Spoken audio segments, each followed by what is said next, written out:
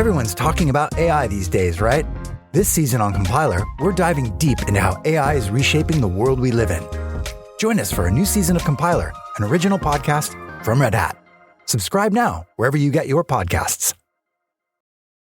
Owning a boat comes with a number of perks, like being able to say, ahoy, or land ho, and not feel weird about it. So here's another perk. Geico's boat insurance offers access to the largest towing fleet on the water. And with specialist support from agents that are as passionate about boating as you are, there's so much value that you'll want to say, shiver me timbers, and not feel weird about that either. Get more with Geico.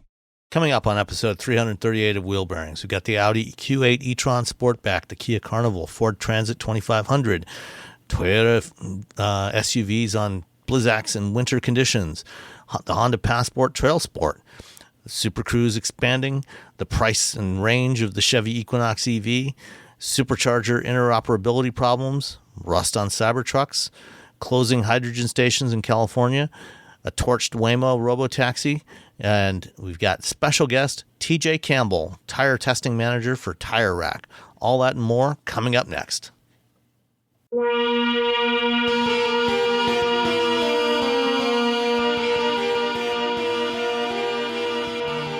This is episode 338 of Wheel Bearings. I'm Sam Abuel-Samad from Guidehouse Insights. I am Nicole Wakeland from The Road Reflected. And I am Roberto Baldwin from SAE International. All three of us. Woohoo! Yay! It's a party. We're back together. And gotta go. Bye. We're recording tonight's show a little bit out of sequence because we just finished recording a part that will be at the end of the show, which you want to make sure you stick through the whole thing and listen to the whole show, because we got TJ Campbell, tire testing manager from Tire Rack, joining us tonight. And great conversation with him. But before we get to that, he told us the secret of life, so you should really just... Yeah, absolutely. You have to listen to the whole thing, otherwise you'll miss it. The whole thing. Yeah. Nicole, what have you been driving? I've been driving the 2024 Honda Passport all-wheel drive Trailsport. So I have a nice little SUV. And it's really weird. It's gray. It's clearly gray. There's no doubt this is a gray vehicle, yet all the stuff that I had said it was blue, and I'm like, what the heck? But the Monroney says gray, so I'm like, there's a few blue pigment particles. Yeah, it was one of those there. I'm like, you got me. This isn't blue, guys. This is gray. But I'm going by the Monroney, which says it's Sonic Gray Pearl, maybe, I don't know, Sonic Gray P. So this is the Trailsport, which is their off-road version of this, but I feel like you got to be clear. It's off-road light. Like, you're not really, there's so many SUVs. It's like you can go off-road, like you can leave paved surfaces and go to not paved surfaces, but don't plan on scaling a mountain on your weekend. Like, it just makes it a little easier when no one's doing that. So you're saying no one in their right mind. So what you're saying is you should take this to the Easter Jeep Safari, right? Correct. And show up all the Jeeps. Yeah, the Jeeps will be like, man, we've been doing it wrong. Wrangler people are going to feel like losers. It's just, so this is the more often has like some drive modes. I want to say it has about just over 8 inches of ground clearance, is a little extra ground clearance. So it gives you a little bit more, but still, this is like off-road light, guys. I think a lot of the off-road versions of SUVs that we're getting, it's everybody wants that SUV that they can go anywhere. So they come out with these editions that are partly substance, but partly looks. And I think it's important for people to really, if you're truly going to go off-road in a vehicle, make sure you know whether your vehicle can do it. Like whatever off-road means to you, whether that means crawling over rocks or driving on a dirt path to get to your cabin. Make sure you know that the SUV that you get is going to do what you want it to do and not what just the automaker might make you think it's going to do. I feel like people get confused by these. So are you saying that just because they put something labeled all-terrain tires on it, that it's not necessarily going to be, something that could go down the Rubicon Trail? Yes, correct. And I'm not trying to knock ye oldie Passport. It's a great little SUV, but it's just like, don't think that because you got the Trailsport, which has a little bit more capability, that it's truly... like trail, like a walking trail, yeah. And you're like wearing sporty clothes. Down a 2-track trail to your cabin. It's not for hiking. It's for trailing. Yes. So just keep that in mind. And going to a ski hill, A ski hill, right. So yeah, this will do that for you. They didn't make a lot of changes with this, but they did, you do have, I think they said the center console is revised on this. So it's a little bit bigger, more storage stuff for it, which is always cool because you can never have too much storage in an SUV. I like this because I think it's 2 rows, but it's still big. Like sometimes you want a large vehicle, but you don't necessarily want the 3rd row, but it's like, well, don't just make it short because you took away my 3rd row. It's like, can I have that extra bit of space back there, pretty please? And this one does it. So it has a lot of cargo room. I appreciate that.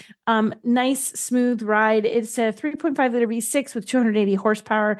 It is a 9-speed auto that's kind of good. I find at times it shifted harshly. Like every now and then it's fine. Then it's like, whoa, you did not like me hitting the gas that hard. Yeah, but 95, I'm gonna go with a solid 95% of the time it was fine.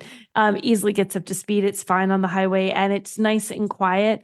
It does what Honda does well. Honda builds reliable, solid, sort of like non-controversial vehicles. There's nothing like, well, that's out there. That's weird. Unless you talk about the Civic, nothing out there about this, nothing crazy, nothing design wise that you're, whoa, that's just crazy.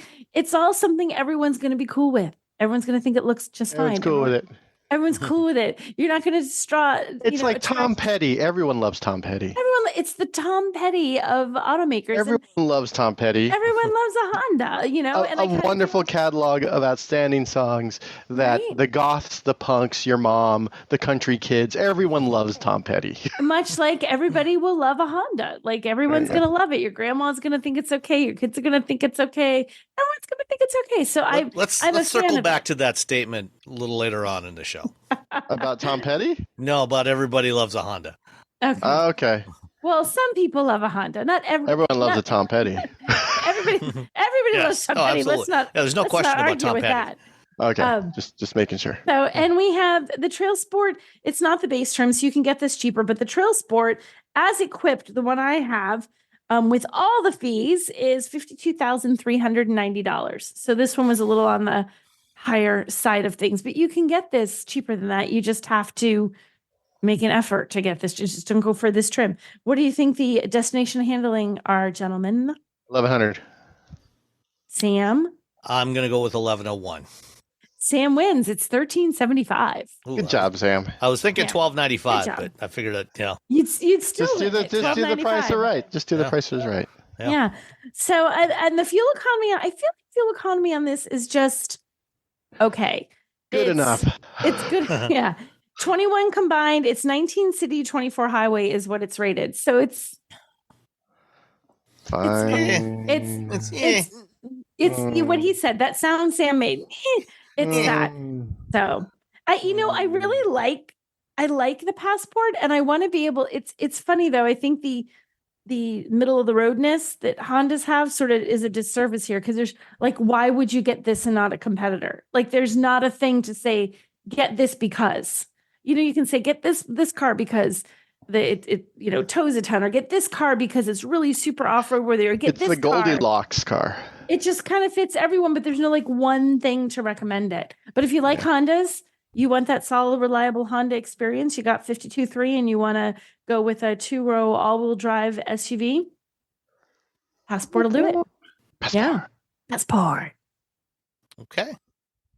Robbie, what about you? I've been driving so many things because I was, not here. It's a list on this It is a list. So I'm going to go through them very quickly. But you spelled Blizzaks wrong. I did spell Blizzaks wrong, and then I was like, forget it. It's driving me crazy. Hold on. Boop. There you go. Is that better? Much better. Now is that better for continue. you? Go ahead. Now you can continue, Robbie. I went to Colorado, and I drove I was at the Bridgestone Snow Mountain School of Ice Winter Driving, brought to you by Bridgestone. And while I was there, I actually drove the 4Runner and the Rav4, and they were on Blizzaks, they were on their all-weathers, and they were on the Potenza all-seasons. And the 4Runner will keep you from killing yourself. That's what I've learned. Not the 4Runner. I'm sorry, the Rav4. The Rav4. It is just like no. Every time you try to throw a little extra power at the wheels, no, you're not going to die. No, it is your parent smacking your hand as you reach for a cookie. We know what kind of surface you're driving on. This vehicle can only handle 90 horsepower. That's all we're going to let you have. Just settle down. The 4Runners, on the other hand, were they were very capable, but they would also let you get sideways, which I did. Yeah. Which was fun. And of course I was driving on Blizzaks and the winter tires, and we'll probably talk more. We talk more about tires in this episode. We do. Later on. Exciting. But I will say that if you are driving around without in like some sort of crazy weather pattern where it's really, really cold where you live and it snows and it gets icy and you're not cruising on at a long stretch of time and you're not driving on winter tires, you're really you're doing yourself a disservice, is what I'm saying. You're just white knuckling your whole life when you don't have to. So that's that. Then I had to pick up and transport some ping pong tables for a party that I was putting on in San Francisco. And because of that, I went and rented the Ford Transit cargo van, the 2500 all-wheel drive. And it was, and having driven the E-Transit and the E-Sprinter, I will say, these things are so much better as EVs. It's a good vehicle. I drove it around. Okay. I enjoyed it. But the EV versions are just so much better, just hands down as driving machines. And especially if you're driving, I drove these things like a couple hundred, 400 miles over the course of the 48 hours that I had it. I did a lot of driving because. Yeah. But therein lies the rub, because the e-Sprinter only has a range of about 127 miles. Yeah, that is the rub for that. But for the ones that if you're just driving around town, if I didn't have to drive to Santa Rosa and then turn around and drive back down to Palo Alto in the same day. Ooh, that's a bit of a haul. Yeah. Then it would have made more sense for an EV. As I was driving, I was like, well, the E-Transit, I wouldn't have had time to do all this. And then I had band practice later that night. So it was a fun day. And when I say fun, I mean miserable. It's been raining. These are all-wheel drive. No issues at all. Easy peasy, lemon squeezy. If you have to rent a cargo van, these are great. And then I still actually have this vehicle. Our favorite sort of celebration in the street, the Kia Carnival. Woohoo! So I have the Kia Carnival. I have the Do SX, not call it a minivan. The SX Prestige. So the Sex Prestige. It is an MPV, which is another way for saying it's not a minivan like Sam was saying, but really it's a minivan. But it's really nice. Mini people van. Yeah, it's many people van. How about there you that? Go, many people van. Even many people van. I like that. Many people vehicle. It has a 3.5 liter V6 8-speed automatic transmission. It drives actually quite nice. It's I think we've all talked about how much we like the Carnival. This one, it has the rear seat that leans back and the little leg things come up. Mm-hmm. So you can push it back, so it's like super comfy. It's like first class. So you have one person who could be real fancy in the back seat of the car.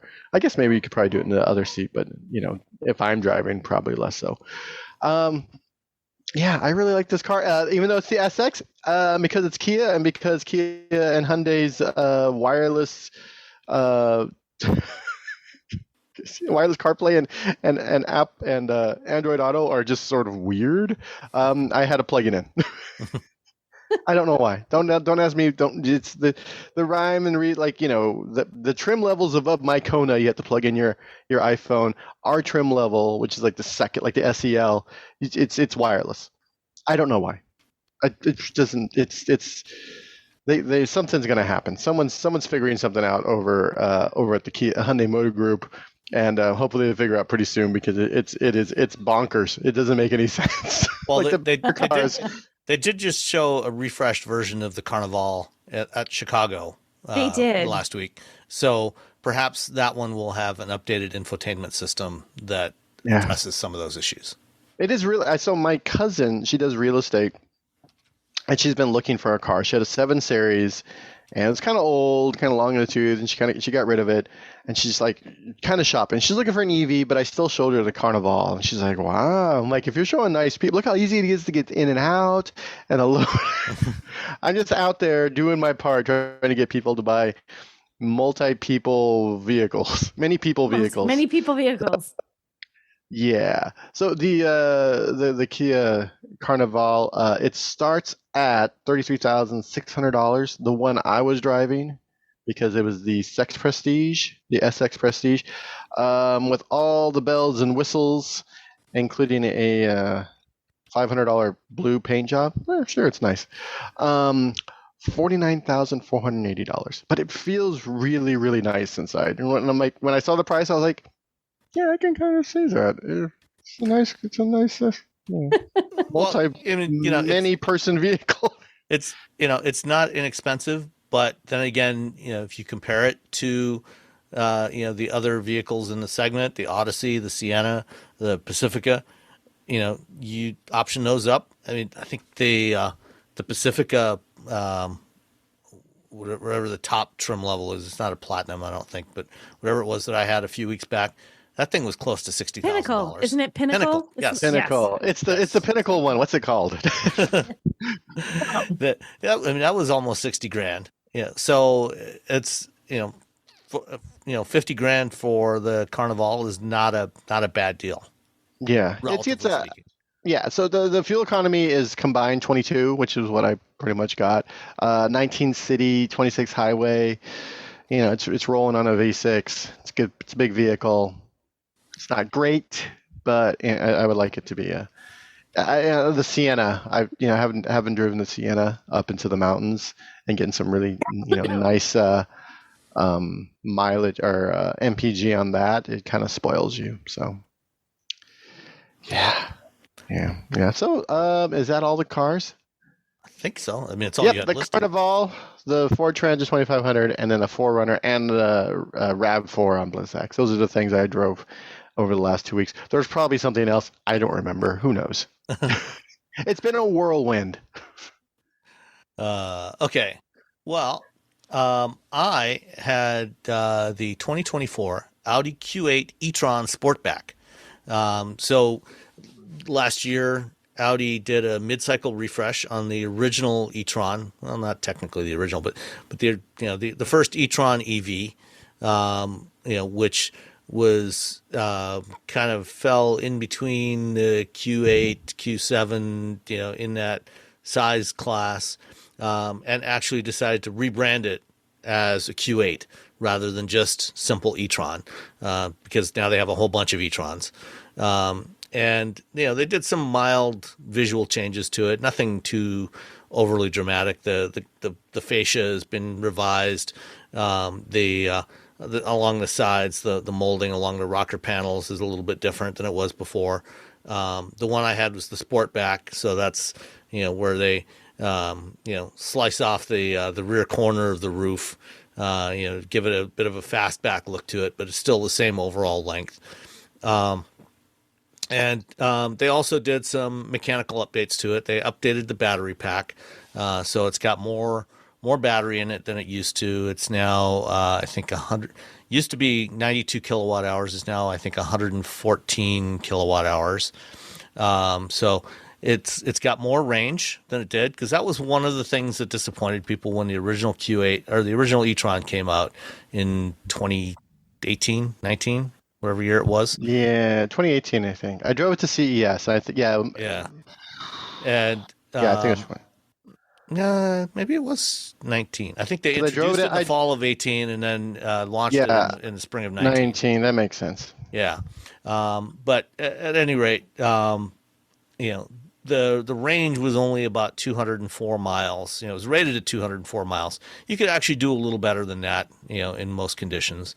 But it wasn't outstanding range, especially compared to Teslas and some of the other stuff that was starting to come out. So the new one, the updated one, As I said, more battery, more efficient. They changed things in the power electronics, new motors. Still has a little over 400 horsepower in the standard version of the Q8 e-Tron. There is also, I think it's like 406 horsepower. There is also an SQ8 that they've added this year, which I haven't had. That is a 3-motor version, which is just shy of 500 horsepower.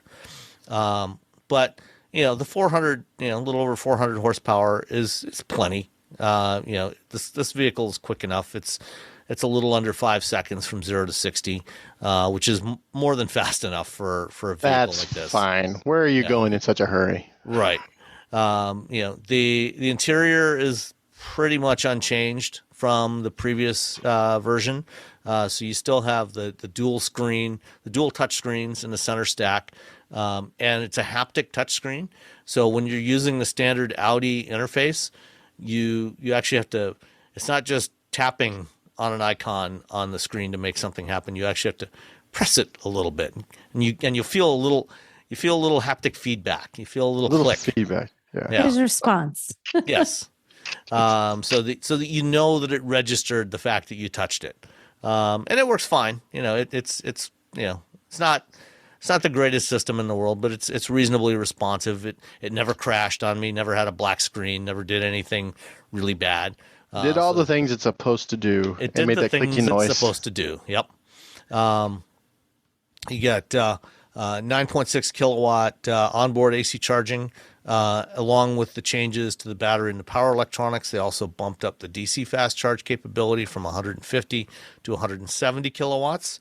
And one of the things about the e-Tron from the beginning, they had pretty good thermal management on the battery, so they were able to maintain the 100. Like if you got a suitably working charger, you could get it to actually stay at 150 kilowatts.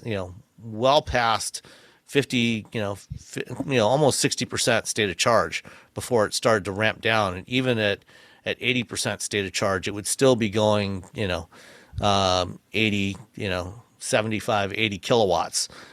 So it actually would charge reasonably faster than you might expect, faster than some vehicles that have a higher peak charging rate, but that don't maintain that for very long. So getting a charge out of it, like I said, if you find a properly working CCS charger, then that works great. This had, all of the usual Audi features. The one I was driving was actually the Launch Edition, it's the Prestige Launch Edition. So basically it has everything. There's like very few options. This one, from the base model, which starts at $77,800, $600 for the Daytona gray pearl effect paint. Which is, it's gray. It's gray. It's gray. Which also comes with a flint gray interior. Ooh, more gray. Yeah. $10,400 for the Prestige package. The Launch Edition's another $3,750. And then this one also had the AC charging package, which gets you up to 19 kilowatts AC charging, and gives you a second charging port on the passenger side for AC charging, and then the rear side airbags for another $400. The Launch Edition, one of the things that is unique about the Launch Edition is you get these 22-inch 6-segment spoke design wheels that look really nice, but the base models, ride on 20-inch wheels. So, looking at the Monroney for this Q8 e-Tron, it lists the range as 296 miles, which is substantially better than the original e-Tron. And it's quite acceptable for a vehicle like this. But when I looked at fueleconomy.gov and downloaded the data and everything, in most cases for vehicles that offer multiple wheel sizes, they will actually do separate certifications for each wheel combination. so that you get the right range estimates for that wheel. And usually, almost inevitably, when you get larger wheels, your range estimate goes down. Audi only did this for, they only did the Q8 and the SQ8, presumably with the base tires. Did not certify this with the 22-inch wheels. And so, when I unplugged it with a full charge, it was showing 250 miles of range as opposed to 296. And when I went out and did my usual test loop, which is a mix of highway, urban, suburban driving, it averaged 2.5 miles per kilowatt hour, which is not great. It's, frankly, it's on the low end of what I would expect. But, that does, more or less work out to about that roughly 250 mile range. So if you get, a Q8 e-Tron with 22-inch wheels, you will not, I can pretty much guarantee that unless you're a real hypermiler, you're not going to get 296 miles of range out of it. You're going to get somewhere closer to 250. Which is, again, it's not bad, and it's certainly better than it was, in 2019, but it's not outstanding, especially considering what else you can get in the marketplace. Altogether, this came out to $95,990. So not just $10 shy of $96,000. You want to take guesses on the delivery charge? 1,100. 1101. Nicole wins. 1195. Oh wow, that was close. Yeah, it was.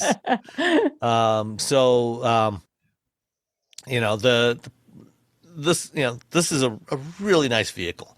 Is it worth $100,000? There's a lot of stuff you can get that is arguably, just as nice, for $15,000-$20,000 less.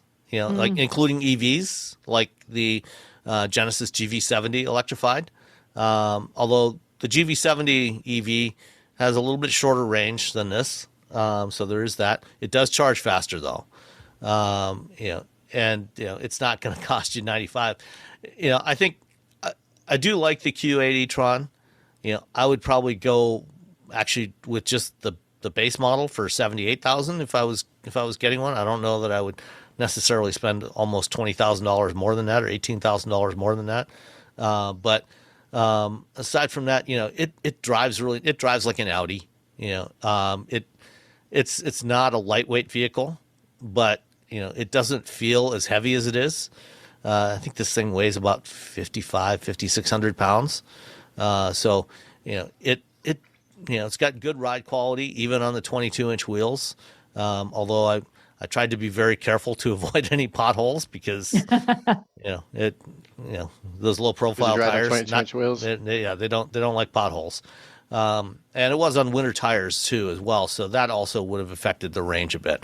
So, if it was on, summer tires, driving in warmer temperatures, it actually probably could have gotten maybe 260, 265.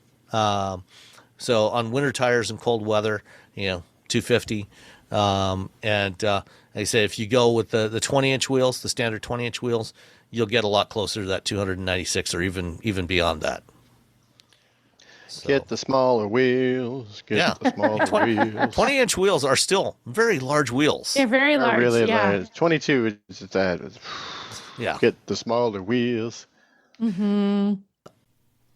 Smartphones have gotten way more expensive over the past decade, and all it takes is one impact on a hard floor to make you wish you had spent a few bucks to put a case on it. Going online without ExpressVPN is like not having a case for your phone, and it only costs a few dollars a month. Nicole, Robbie, and I travel a lot for our work, and we spend a lot of time in hotels, coffee shops, airplanes, and of course the Delta Sky Club. Connecting to the Wi-Fi in any public places with shared Wi-Fi puts your data at risk because bad actors could be intercepting what you send and using it to steal from you. It only takes some cheap hardware to intercept Wi-Fi data, and even a smart preteen can do it. Hackers can make up to $1,000 per victim selling personal information on the dark web. ExpressVPN stops the bad guys by creating a secure, encrypted tunnel between your device and the internet. ExpressVPN uses state-of-the-art encryption that would take a supercomputer up to 1 billion years to crack. I have ExpressVPN on all my devices, including a MacBook Pro, Windows laptops and desktops, and Android and iOS phones and laptops, or tablets. When I want to be secure, I just launch the app, click once to connect, and my data is secure. As I said, I travel a lot for my work, and I have to connect to countless public Wi-Fi networks in many countries. I have ExpressVPN on all my connected devices so that whoever else is on the same network can't see any of my data. That's important because I often have to check banks, credit card accounts, and transmit client data that might be sensitive, as well as filing articles on news that might be under embargo. ExpressVPN protects all of it, and I've been paying for my own account for years. Secure your online data today by visiting expressvpn.com/wheelbearings. That's expressvpn.com/wheelbearings, and you can get an extra 4 months for free. expressvpn.com/wheelbearings. Everyone's talking about AI these days, right?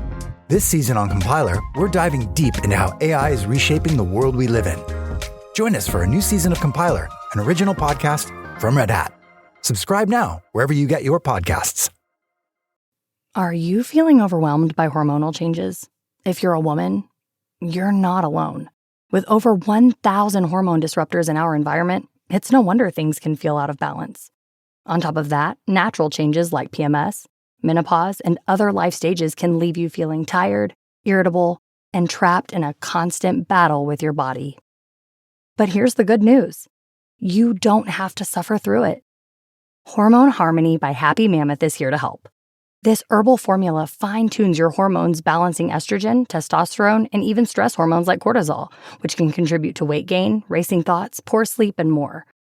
With over 40,000 five-star reviews and a bottle selling every 24 seconds, the results speak for themselves. Ready to feel like yourself again? For a limited time, get 15% off your first order at happymammoth.com using code NEXTCHAPTER at checkout. Visit happymammoth.com today and get your old self back naturally. Did you know you can support Wheel Bearings directly? Head to patreon.com/wheelbearingsmedia and you can become a patron today. Your contributions will help fund the platforms and tools we use to bring the podcast to you. And exclusives and improvements are already on the way thanks to your generosity. So if you want to be part of an automotive podcast like no other, head to patreon.com/wheelbearingsmedia. We've updated the Wheel Bearings merch store, and now there's a whole bunch of new choices, new colors, new styles, t-shirts, sweatshirts, hoodies, hats, mugs, travel mugs, stickers, aprons, tote bags, you name it. You can get your Wheel Bearings merch at shop.wheelbearings.media. Go check it out. That's shop.wheelbearings.media. Let us talk about the Chevy Equinox EV, which now has official pricing and official range. So the Equinox EV is going to start, as we learned a few months ago, not at $30,000 or under $30,000, but at about $35,000. Are we surprised by that even remotely? So more. No. Yes. No. The cheap EV as promised is not the cheap EV as promised. Shock. Well, there's the Bolt. Oh, wait. Yeah. Oh. Yeah. Yeah, exactly. We still don't have an on sale date for the Equinox EV. It should arrive soon-ish, maybe. That's a really Congress. So what Sam said should on its way.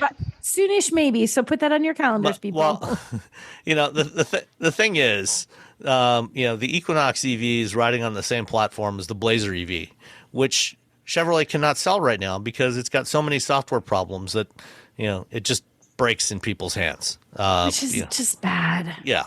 And so they're not delivering Blazers until they fix the software problems. And we don't know when that's going to be fixed. And presumably the Equinox has the same software stack in it. And so, it's unlikely to be delivered until they've fixed whatever's wrong with the Blazer software, which hopefully will be sometime in the next couple of months, maybe.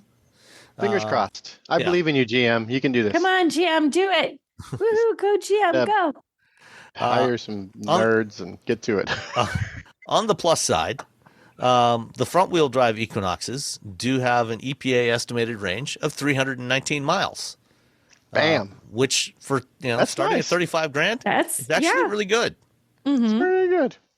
Not know, the cheap car, but also, yeah. Now you can go 319 miles. And the high-end 3RS trim level for the Equinox will go for $46,795. So $47,000 for an Equinox. Oof. Yeah. And the base 1LT is the only one that's under the $40,000 mark. The 2LT starts at $43,295. All those prices include the destination charge. And GM expects that the Equinox, by the time they get the Equinox EV to dealers, it will be eligible for the $7,500 tax credredit. So that helps. You got that going for you. So but it's still 400 volt. It still only charges at 150. Yeah, it's kind of a bummer. 150. It is the same. It's an 85 kilowatt hour battery pack, so it's a 10 module battery pack. So 2 modules less than what you get in a Blazer, but because it's a little smaller and lighter, it will get more range than a Blazer. And there's also the all-wheel drive variants. So the front drive models get 212 horsepower. And then the all-wheel drive is the same setup that's in the Blazer all-wheel drive, 288 horsepower, 346 pounds-feet of torque. And that cuts the estimated range to 285 miles. Still good. So, still very good. Anything above 250, you're just like, yeah, that's fine. Yeah, so range is not going to be an issue with this thing. And, like the other GM vehicles, that are coming out now, GM has finally learned their lesson about, including driver assist systems as standard. So there's going to be lots of that stuff that's all standard, even on the base 1LT model. So, you might want to go with that $35,000 model, with the cloth seats, but you still get lots of features on it. It still has, the big 11-inch center touchscreen and 11-inch digital instrument cluster. You got adaptive cruise control and a bunch of other stuff. And now, you can get the $7,500 tax credit as a point of sale tax credit. If you go to a dealer that is registered with the IRS. So, $27,000, which is not bad. You don't have to wait around till next year's tax return to get your money back. And even the 150 kilowatt charging is not bad. You can add 70 miles of range in 10 minutes. Under ideal conditions. So, it looks like a very promising vehicle if they can ever, actually deliver them. Well, if they just get the software fixed and then deliver them, it'll be fine. Yeah. That's and, if they can actually assemble the battery packs, Sure. Yeah, if you get all the things fixed and then deliver it, that's fine. It's fine. Oh, sorry, I misspoke. It's not an 11-inch infotainment screen. It's a 17.7-inch screen, which is the same one that's in the Blazer. So this is a very large center touch screen. That's where your $5,000 is going. Yeah. Well, even in the base model, you get that. So in the 1LT, you get that as well. So that is the the giant screens at this point. I'm like, sure, whatever. Whatever, biggest screen you can possibly I don't find. really need, for the most part, I don't really need a screen that big to know that I got to turn left in a quarter of a mile.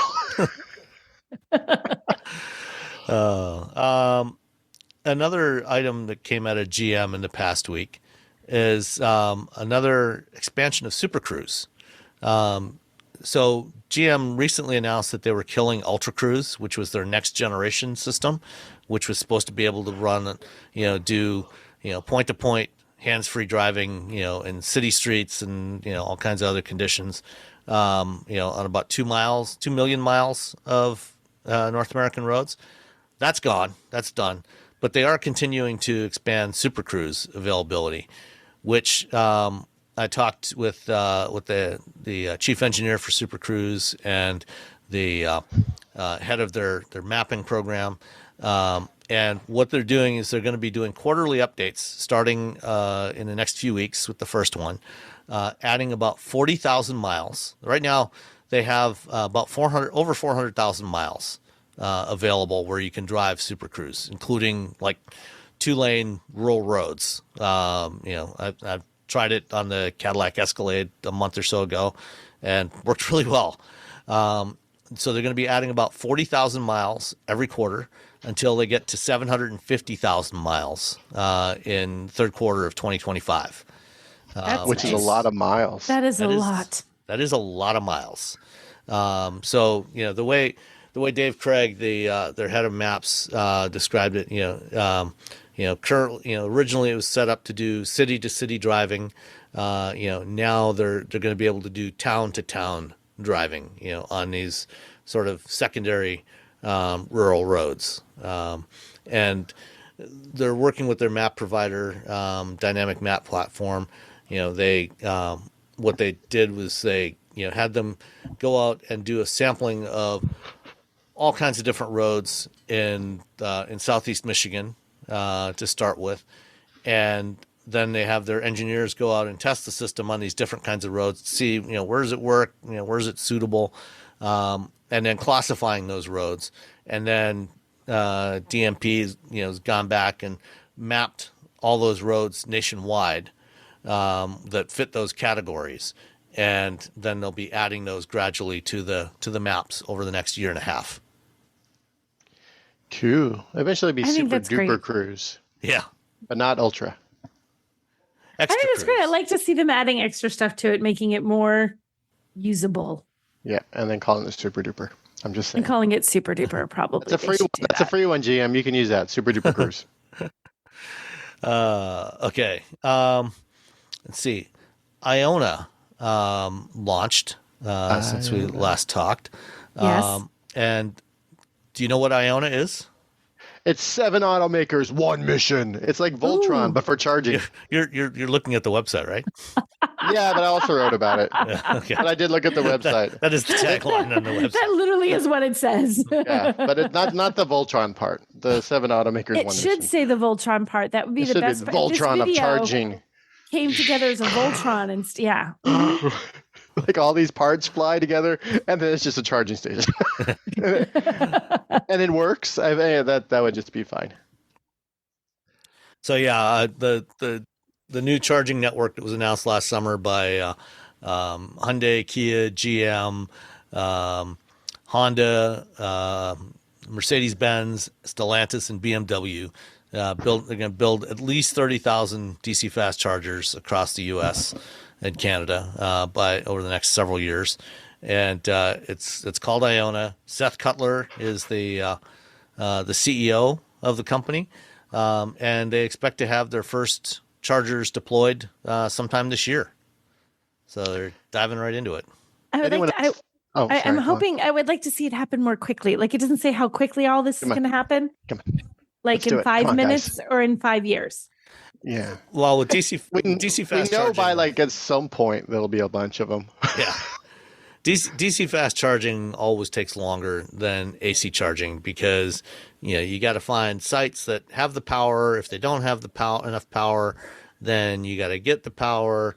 You got to get local utilities. You got to fight with you got to fight with everybody in town. Yeah. I don't want that near my house. It'll give me. And I get all that, but I still want it to happen sooner rather than later. Yeah. Like I would like all these now. We're building these. We're gonna have one in 6 months. Yeah. Can we make these now, please? That would be great. Just do it now. Thanks. You're a doll. All right. Sticking with chargers. Chargers. The folks at Out of Spec. They do a lot of stuff with EVs and charging. They do a lot of interesting charging tests with different EVs. And they recently put out one of their most recent videos earlier this week or a few days ago. They went and tested one of the latest Tesla Magic Dock Superchargers, which have now been bumped up to 500 amps capability. and they tested it with, I think, with the Kia EV9. And they found that they're still having some interoperability issues. I mean, last year, when we talked, I thought all chargers are going to be perfect. And when automakers first started announcing they were going to support superchargers and switch to the NACS connector, we talked about this. We said, hey, a lot of software issues, to be dealt with. Yeah. Because it works great in the Tesla ecosystem because it's Tesla talking to Tesla about Tesla. Yeah. Now they got to talk to Kia about Tesla and Kia and Tesla and Tesla and Kia. And it's lost in translation. Yeah, exactly. So they're still either now it was either not charging or charging much slower than expected. So I think we're going to see more of this over the next 6-8 months as automakers start rolling out their software updates to and the adapters to allow CCS EVs to charge off of superchargers. I think we're going to start seeing more of these complaints that, I thought Tesla Superchargers were supposed to be so reliable. Well, they're reliable if you're charging a Tesla. Right. Anything else? Maybe not so much. Yeah.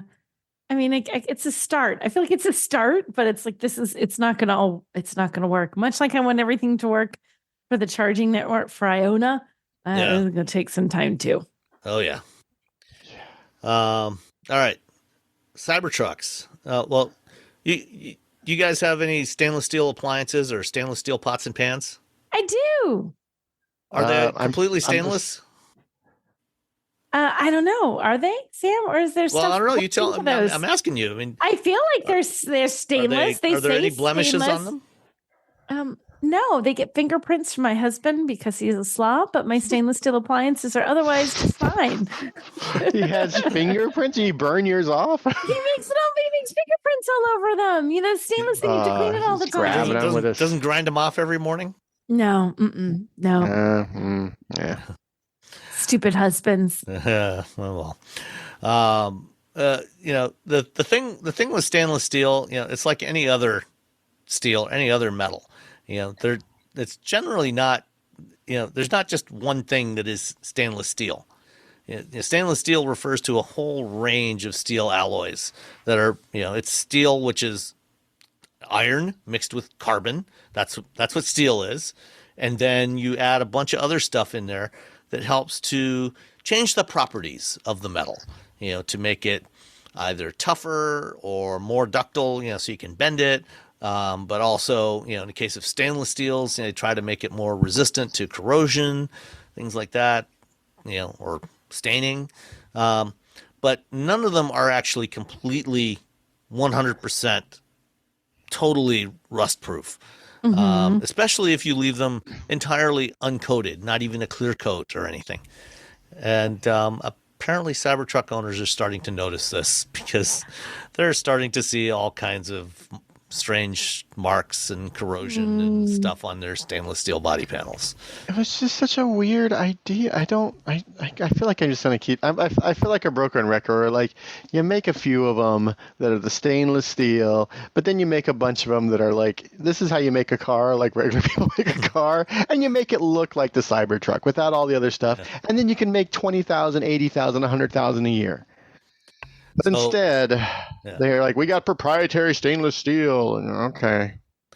So if you're going to get a Cybertruck, you might want to consider at least getting it wrapped or, getting a paint protection film on there, to keep it from looking really gross within a few months after. And it's funny, turns out there's a lot of interesting instructions in the owner's manual for the Cybertruck about caring for and cleaning the exterior of the Cybertruck. Like, to prevent damage to the exterior, immediately remove corrosive substances such as grease, oil, bird droppings, tree resin, dead insects, tar spots, road salt, industrial fallout, etc. Industrial fallout? Where are you driving? Okay, go ahead. Well, I mean, it's a Cybertruck that's meant for the post-apocalyptic time. So that's true. So there could be industrial fallout. It could be literal nuclear fallout. Who knows? But it says, do not wait until Cybertruck is due for a complete wash. If necessary, use denatured alcohol to remove tar spots and stubborn grease stains, then immediately wash the area with water and a mild non-detergent soap to remove the alcohol. And it goes on. There's all kinds of things, that it they tell you that, you shouldn't leave it parked outside. It's a truck. Of course you're going to park it outside. Well, if it rains.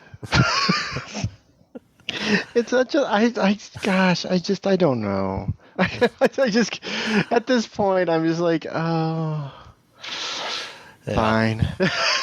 I've just become so like, fine. I mean, people want to buy a big, expensive truck that's not really a truck. That's, just wipe it down every day with a baby diaper and some alcohol, and then use some detergent, soap to give it a nice little shine, or wrap it. Yeah, wrapping it's probably the thing to do, and who knows? Maybe Tesla does dip it in wax from the like factory. They used to. The store bells when they would ship them back in the olden times. They dip them in wax so they wouldn't rust and stuff. Didn't know this. How do you know this? Because I'm a nerd, Nicole. I'm like, how do you have this little fact stashed away? I'm impressed. I have a lot of stupid, nerdy facts stashed in this dumb brain of mine. None of them are actually helpful. I can't go get a house with this. I'd be like, so we need you to fill out this loan. Well, in the olden days when they used to ship bells, they would dip them in wax, like a beeswax, and then put them in a box. And, sir, this is a bank. Oh, my gosh. You don't care about the bells, but thanks for the tip. Thanks for the tip, weirdo. Don't give him money. Yeah, that guy's a lunatic. Don't loan him anything. All right. Enough Cybertruck nonsense.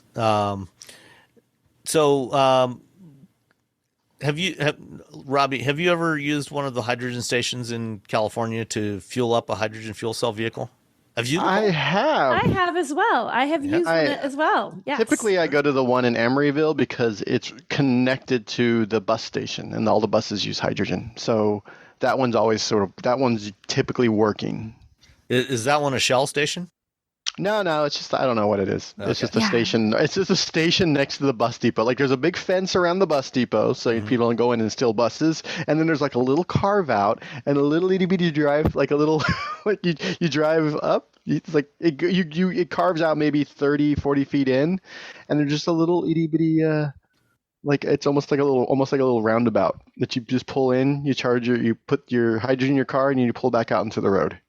It doesn't even look like it. You just drive it. If you didn't know it was there, you just drive by it. You would never have any idea. Yeah, it's teeny tiny. But I have seen the Shell station in San Francisco that has it. Yeah, well, it's closed now. Not anymore. You don't have to see it. There are now 7 fewer hydrogen stations in California, and according to the Alternative Fuels Data Center, there are a grand total of 52 hydrogen filling stations in the United States. In the whole country, there's 52. And yes, all of them are in California. All of them in California. Yeah, it was. Yeah. I just remember getting all these emails like 5-10 years ago. There's going to be 127 by the end of this year, and then one, and then there's like the next year there's going to be 116 by the end of this year, and then one would close, and then the next year there's going to be 78 by the end of, and it's, yeah. Yeah, I guess chicken egg. Yeah, Shell has decided that the supply problems they've been having getting hydrogen and the maintenance problems with their dispensers are just too much to deal with. It's too much hassle, and it's not worth the effort anymore. So they have decided to get out of the hydrogen distribution business in the U.S. And so they announced last week that they were immediately closing their 7 hydrogen stations in California. So that's a bummer. 52 left. Mostly in the Bay Area, Los Angeles area, San Diego, Sacramento, and near Lake Tahoe. There's one. If you have a Mirai in the Bay Area or a Nexo, just go to the Emeryville station like I do. Okay. It's your only option now. There's some other ones, but that one seems to always be working. They know if they have that car, they don't need my advice. Yeah. There's the one that I've used closest to you probably is in like near Mill Valley, just off the 101. Yeah. I've used that one once or twice, and then I've used a couple down in the South Bay area near San Jose. And there's a bunch of them. Bummer. Yeah, it is. Oh well. All you homeowners have unique needs. Some feel the need to paint their door a vibrant shade of blue. Others have the need to decorate their bathroom with fish, anchors, and other nautical items. And because each homeowner has unique needs, Geico helps you get the right coverage for your home and what's in it. That way, you get exactly what's right for you, even if your needs are unique. Get more with Geico. Let's see. Next up. Well. Let's sticking with San Francisco. Hey, I live there. Well, near there. Last week, as part of the Lunar New Year celebrations in San Francisco, Looney, a crowd decided to torch a Waymo robotaxi. I'm curious, like, what happens before this? That's like, what I want to know. Because it drove into Chinatown. Chinatown's like crazy busy, so it decides to drive into a very crowded area with a bunch of people. But it wasn't the only car in the area. There were other cars in the street. Yeah, but they had people. Yes. No, not to bump into somebody. Yeah. So I don't know if it bumped into anyone or not, but I don't think it did. I think the crowd just gathered around it, and it stopped. And then somebody jumped up on the hood and then bounced himself off the windshield and shattered the windshield.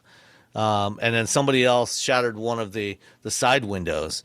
And, because it was a Lunar New Year celebration, there was fireworks around. I don't know that they actually intended to torch this thing, but somebody tossed a lit firework into the car. Fortunately, there were no passengers in it. But it was going to pick somebody up. But it went the worst way. Like, I wouldn't drive down that road on that day. Come on. I know. They should have picked a different route, but yeah. But if you look at, I like the picture at the top of this because the bottom half of the car, fine. I know, it's a weird image, right? I'm like, I would buy this Jaguar convertible is what I'm saying. Well, if you see later pictures, this is while the firefighters were still working on it. Later pictures, it's basically down to the battery. It's done. Yeah, because it's all gone. Basically you see the skateboard and that's like it. Aww. Yeah. It's that San Francisco has a very volatile relationship with these self-driving cars because they do insane things that put your life in danger. And then the state was like, yeah, you gotta let these drive around without people in it. And the city and the people living are like, no. And it's going to be, and obviously this, I'm not obviously. This could have been businessmen, wearing skateboarding. It's San Francisco. Who knows? Yeah. But well, But I would suggest, if you want to disable one of these, just put a traffic cone on the hood. You don't need the traffic cone. You don't need to torch it. And particularly because these are electric vehicles, you really don't want to be just torching these. That's things. A really crowded street too. If you look at the pictures, those streets are so tight. Such a dangerous thing. Yeah. And fortunately, like if you're eating in that little alcove right there, that little spot, and you're eating your food, and all of a sudden you're like, oh, that car's on fire. Can we go inside? Fortunately, the battery on this Jaguar I-Pace did not ignite. They got the fire put out before it got to that stage. But, since these are generally all electric vehicles, or at least, plug-in hybrids, these things have big batteries in them. And that's something, especially if you got a big crowd around, you don't want to be setting those things on fire. Not a good thing. San Francisco has hard to extinguish a battery fire. We love blowing things up. Love it. The fires. Anytime we win a big sporting event, I would go around with my Vespa and a camera and just take pictures of things on fire. Like they do in the middle of the road. You have like big bonfires. Everyone's partying, having a good time. but occasionally a Waymo will show up. Oh my God. We are party people. We love a good That's fire. not the way to party. Don't set stuff on fire. We love a good fire in San Francisco. I'm not saying it's good. I'm just saying we do. I don't know why. Yeah, I have no issue with people protesting these things. I mean, if you don't want them around, that's perfectly legit. But maybe don't light them on fire. Yeah. Don't blow them up. Yeah. Because you're going to hurt somebody. Mm-hmm. Yeah. What did you do? Did you stop Waymo? Google? Oh no, this was like nothing. Like in the 0.2 seconds, they've made more money than what this thing cost them to build. Yeah. Yep. Yeah. Google's fine. You're not hurting anyone at Google by burning this thing down. Yeah, you're putting firefighters at risk. You're putting the people in that crowd at risk. Yep. So just don't do it. There's better ways to protest. Don't be stupid. Don't be stupid. Yeah. All right. Sparklers. Get sparklers. Last one for this week is Stellantis. Prior to Fiat Chrysler and PSA merging to form Stellantis, Fiat Chrysler bought several $1 billion worth of EV tax credits or EV credits, carbon credits from Tesla. They spent a lot of money on those things, so that they could make their ZEV mandate requirements without actually having to build and sell so many EVs. But that was an expensive solution. And now, as part of Stellantis, apparently Carlos Tavares, the CEO of Stellantis, has decided, no, we're done buying EV credits. It says he is not allowing the automaker to ever buy a single credit, according to Ever again, said Tim Kuniskis, the CEO of the Dodge and Ram brands. So, Stellantis they're about to launch a whole bunch of EVs in the next 12 months, including the new 500e that's coming any day now, and then the Jeep Wagoneer S and the Recon and the Charger and all kinds of other stuff. So they've decided no more credits. So it's going to be interesting to watch Tesla's financial statements over the next year or two to see if they find other buyers for all those credits they have, because that's been a good source of income and profit margins for Tesla over the last 5-6 years. So yeah, good on Stellantis for saying, just do the thing we're supposed to be doing. How about that? Exactly. Yeah. Just do what we're supposed to do instead of trying to work around the system. Just do it. Instead of throwing money out the window, let's just do the thing we're supposed to do. Yeah, that's a good thing. Yep. All right. Anything else you guys have that you want to talk about, or we good? Don't light things on fires. Yeah. Pro tip: don't light things on fire. Don't light things on fire. It's just fire. It's good for cooking. It's good for cooking. If you're in a cave and you need light, sure. But you're just out in the street having a nice time, maybe get some sparklers. That's all I'm saying. Yeah. But whatever you do not throw them inside of a car with a broken window. Oh yeah, don't throw them inside of cars. They can ignite stuff. Cars and all cars and fire, they don't mix. No. There's some stuff they boom in there. Doesn't matter if it's gas, electric, diesel. Yeah. Gas, electric, diesel. Not a good mix. Hydrogen. Not a good. This has been your pro tip this week from the Wheel Bearings crew. Don't light your car on fire. All right. Well, that's it then. We now have our conversation with TJ Campbell, the manager of tire testing at Tire Rack. Great conversation, and hope you enjoy it. And we will talk to you next time. Bye. Bye. Bye. Don't light things on fire. All right. We have a special guest joining us today, Mr. TJ Campbell from this little company called Tire Rack that you might have heard of. TJ, welcome to the show. Start off, tell us what do you do at Tire Rack? You probably you're one of those guys that just mounts tires on the rims, right? Yeah, that's it. Yeah, I'm slinging tires down in the retail bay. First, hello everybody. Thank you so much for having me here.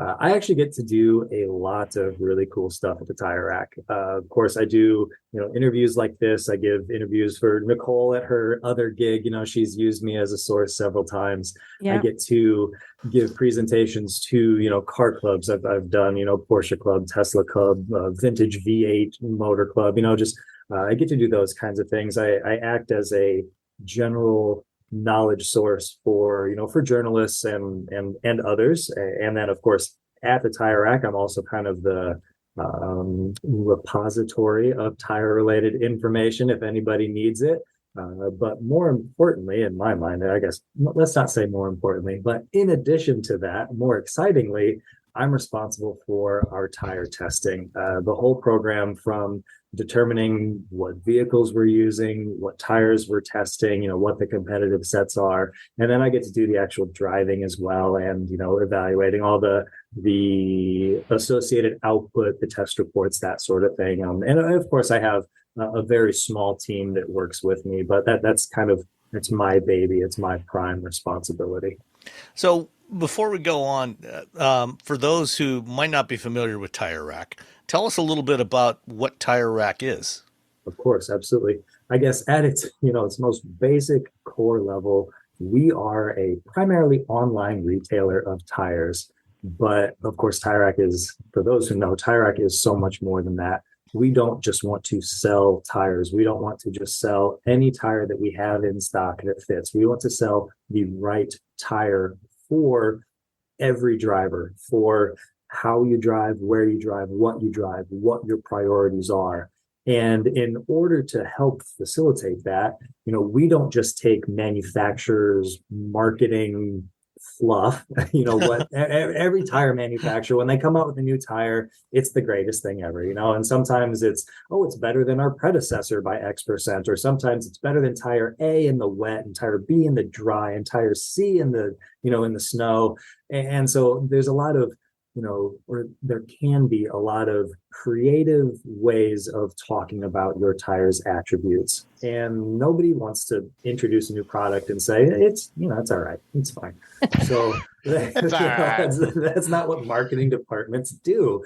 So we compare tires to their logical competitive set. We, when tire A or manufacturer A comes out with a new ultra high performance all season tire, we will compare that new tire to the tires that are likely to be cross shops, the most popular tires in that performance category, in that, market tier level. So we make the manufacturers put their, money where their mouth is. The proof is in the tire. And so we compare and we evaluate and we learn how tires perform in order to, again, help ensure that we get the right tire for the right driver. TJ, do you literally test every single tire that's out there? Or there's some that you just say, yeah, we're not carrying those, or we're not testing those, because there's a lot of tires out there. You're right. And we do only we only test tires that we carry. And the reason, or one of the reasons for that, is that kind of the purpose of our testing, in addition to saying we are the tire experts and we're the performance specialists and all that kind of stuff, at its core, the reason for our testing is to help our customers and those who just come to our website to do research, is to help those people make an informed decision. And like I said, it's geared towards our customers. So we don't test products that we don't carry. Now, of course, another part of my job is, I get to test, super secret prototype tires, things that we're thinking about carrying, but we don't, things that are, 3 to 5 years up the road or down the road, that will be in the market. So those kinds of things, yes, we do test those. If there's a new hot performance tire, as an example, we'll test it even if we don't carry it, just to see where it stands. But that kind of stuff never sees the light of day. So yes, the things that get published are only products we carry. So would you ever test a tire that you're considering carrying and have a reason why you'd test it and think maybe, and go, no way, we're not carrying this tire? Oh, absolutely. That has happened a lot. And what would make you say that? What has to go wrong in the testing to say, no, this isn't worthy of Tire Rack? Most often what it will be, just in the scope of our testing, is wet traction. There absolutely have been tires that, one that comes to mind, and of course I won't name names, but it was a few years ago. It was, a Three Peak Mountain Snowflake branded or Grand Touring tire, so an all-weather tire as they're commonly called, and it was from a manufacturer that we carry most of their products, and they said, hey, this isn't a part of your current lineup. We'd like you to carry it. And our buying team said, maybe we could make a business case for this. We have some other tires that kind of fit that space, but if it's good, sure. So they say, hey, TJ, will you please test these? And so our team tested it. And yeah, the wet traction was just diabolical. And so, wow. Yeah. So the answer was no, Tire Rack should not carry this tire. And that's another part of a thing that makes Tire Rack special is we do have minimum standards. We're not just, carrying tires at a price point that, yeah, sure. Again, it's good enough or it'll do. We try to, only sell tires that we would stand behind their performance. So what sorts of testing do you do on the tires? And I guess, and how long has Tire Rack been doing testing of tires? I mean, is this something you've started relatively recently, or does it go back to the origins of the company? Not quite to the origins. Our tire testing program started in the early to mid 90s, like 93, 94 is the closest numbers that I can get. Unfortunately, the gentleman who started our testing program isn't with us. He's still with the Earth, but he's not with the company anymore. He's not with the Earth. No premature obituary there. Yes, yeah, no, he's still alive and well, but he's not just standing next to me anymore that I can ask him those kinds of questions. But yeah, I believe it was either 93 or 94. So we've been doing it for a considerable amount of time. And as far as the types of testing that we do, during our regular summer test season, we evaluate on our road ride route. So ride quality, noise comfort, and steering and on-road handling.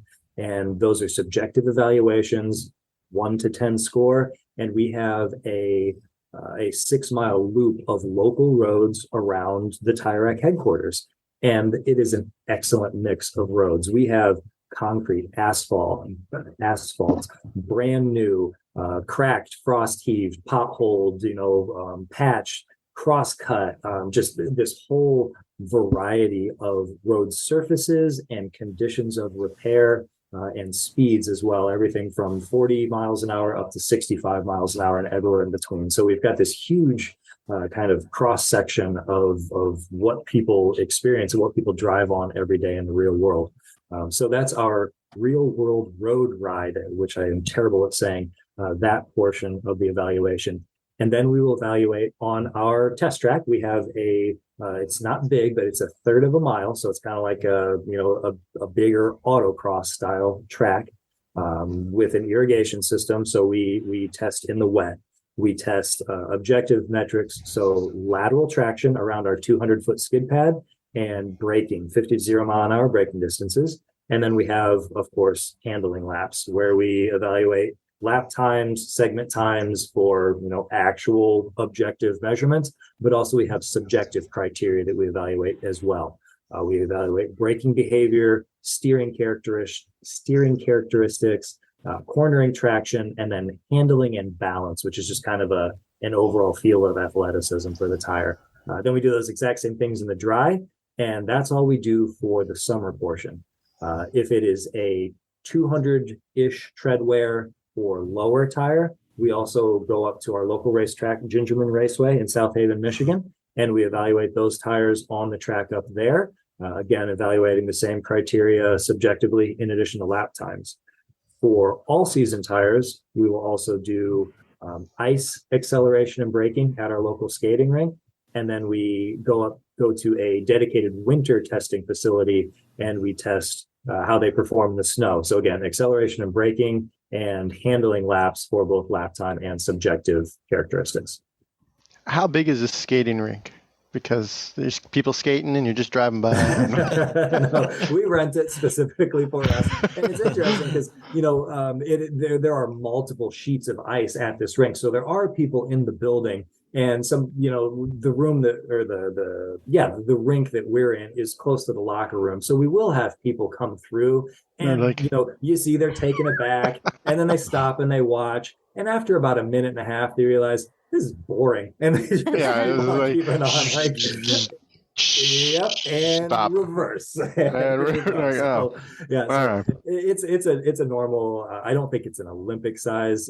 We accelerate from just kind of a roll to 60 feet, and we time the time in seconds it takes to achieve 60 feet. So kind of like if you were to dash across an icy intersection, which tire is the best? And then, or not just the best, but, rank order, and then 12 to 0 mile an hour braking on the ice as well. So it's pretty low speed stuff.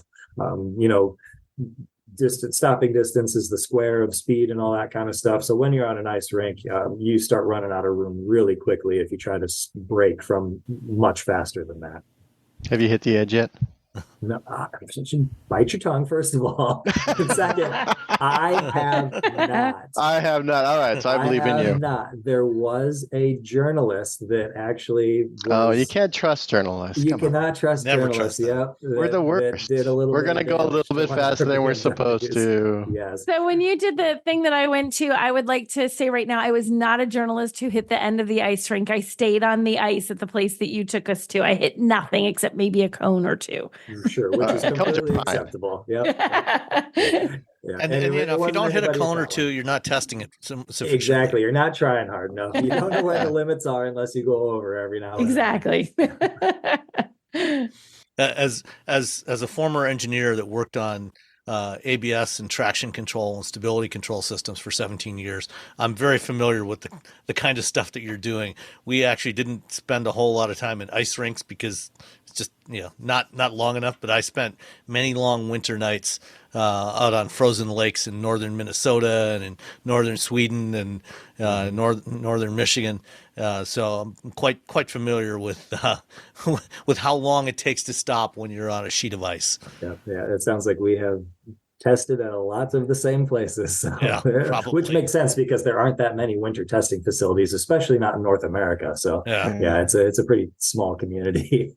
So, how big is your fleet of vehicles that you use for testing? Because I'm assuming you test a variety of different vehicle types and configurations, with all the different kinds of tires that are out there.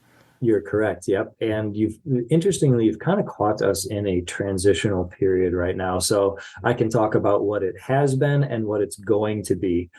In the past, our test program was designed for all of our sales team to evaluate all of the tires that we test. So in order to make it as assembly line and as easy to remember as possible for our team, we grouped them into test groups of 4 competitive products. And we had 4 identically spec'd vehicles, each with a different tire on that product. So our sales team would just drive back to back to back to back. And that's how they got their, comparative evaluation so they could talk to customers on the phone. Well, since COVID, our sales team has been working from home and our tire testing program switched to where it is just myself and our one other driver who evaluates all the products. So we don't need to have that 4 identical test vehicles move as quickly as possible. We can use a single vehicle per segment and then just switch the tires their trackside. We have a guy that is going to do that for us. So in the past, we had 4 car-based test vehicles, which traditionally have been a BMW 3 Series or 4 Series. We will, not last year, 2 years ago, switched to Subaru BRZs. So that was our 4 cars. Then we had 3 SUV-based vehicles. Originally, well, not originally, but kind of when I first started, it was Porsche Cayennes. And then we moved to Audi Q5s, which worked okay. And most recently, we've been using Ford Explorer STs. Those actually work very well as test vehicles. And then we also have 2 identically equipped Tesla Model 3 dual motor performance. They're the performance Model 3. So right now we have 9 test vehicles, and that's the way we've been doing it for the longest time. Now, because our whole sales team isn't going through the program anymore. We're only going to have one vehicle per segment, but we are going to have more specialized vehicles. Right now we're using the BRZs to test touring tires or track tires or performance all season tires. And while they work very well, that was of course one of the criteria before we would select what our test platform was. It's still, you can't have the right vehicle for testing performance tires and touring tires if you're only using one vehicle. So now we are going to specialize. Like I said, we have the G87 M2 is going to be our kind of like top tier performance. And then we don't have the other vehicles just yet, so I can't talk about all of them, but we're going to have a specific single kind of sporty SUV platform. We will have a touring platform. We'll have a truck. We'll have a kind of mid-level performance, and then we'll have our 2 EVs. So we're going to have 6 test vehicles now. 4 of them are different than the 2 Teslas. So with testing, I know it changes from season to season. Obviously, you're doing summer testing during the summer, but are you literally testing vehicles all year long, or is there a period of time where you're not having to test vehicles or tires? Yeah, understood. There are very brief kind of 3 to 4 week windows from time to time.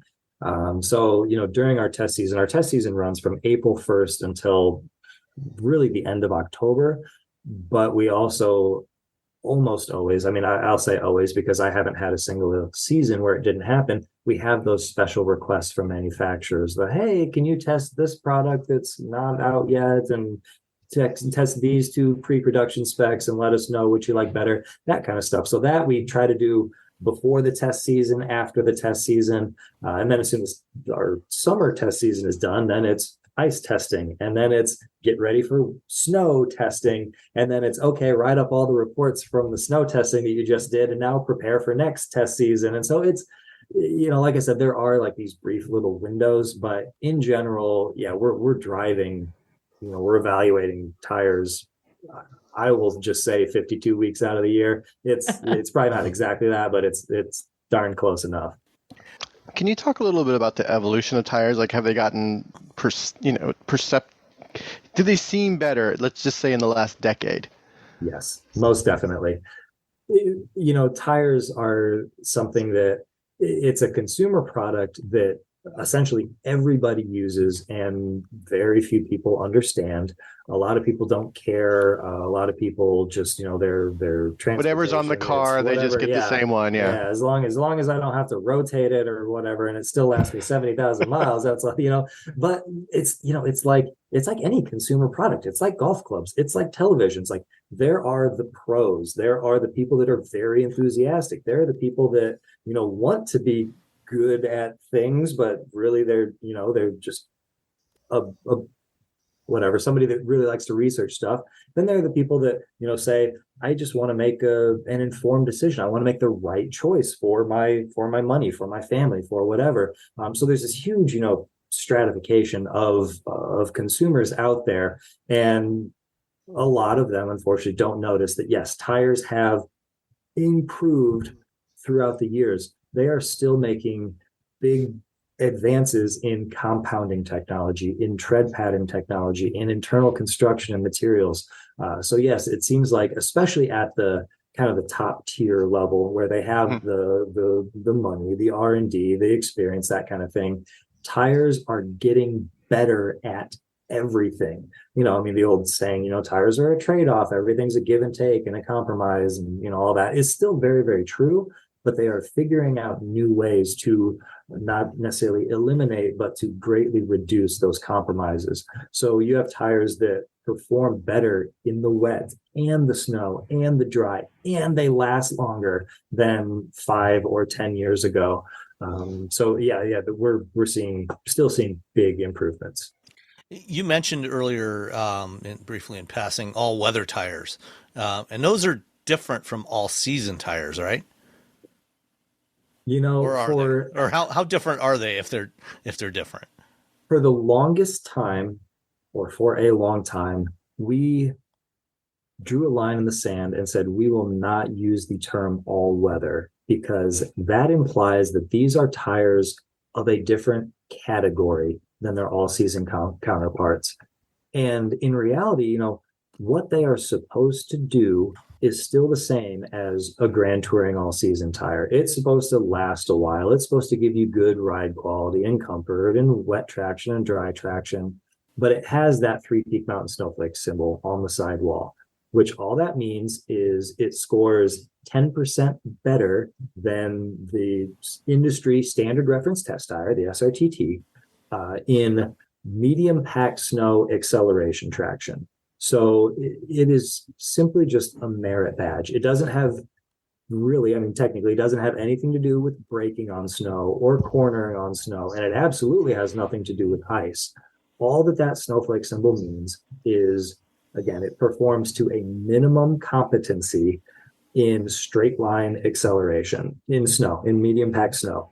So, it's like a merit badge. Does that make this a totally different category just because the tires have that brand on them? It's kind of a making a promise to consumers that we didn't want to make. And especially in the early stages of those types of tires, there were non-branded tires that outperformed in the snow tires that had the Three Peak Mountain Snowflake symbol. It wasn't known in the marketplace that this symbol meant something. So tire manufacturers weren't testing their tires other than winter tires. They weren't testing their all season tires to even see if they would achieve the Three Peak Mountain Snowflake brand, because there was no added value to them, no added benefit to them to justify that time and that expense. So like I said, there were non-branded tires that would outperform in the snow in that specific test tires that had that symbol on it.